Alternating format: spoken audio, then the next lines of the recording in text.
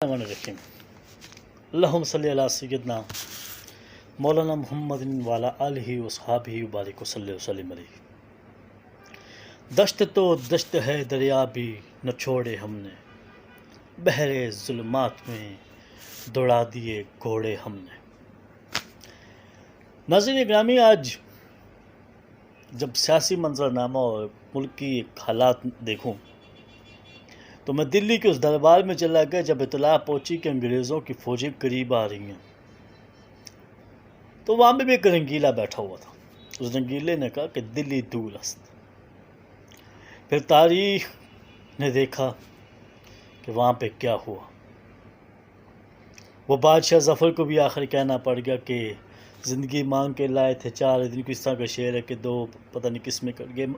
یہ ان لوگوں کی حالت ہوئی۔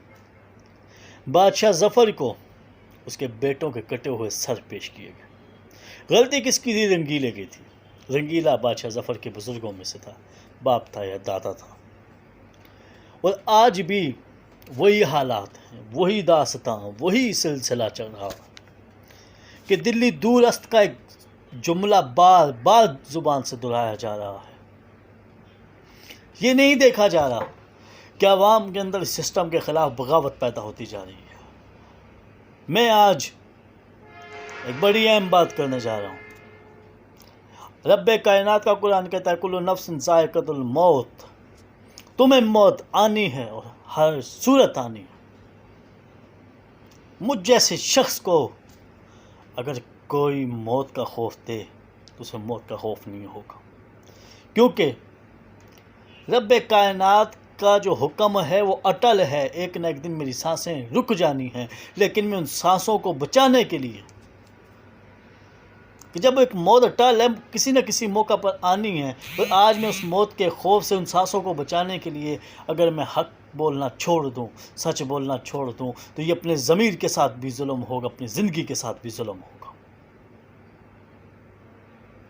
لیکن آج میں فیصلہ ساز قوتوں کو یہ ضرور کہوں گا کہ دلی دور است والی داستان چھوڑ دیں۔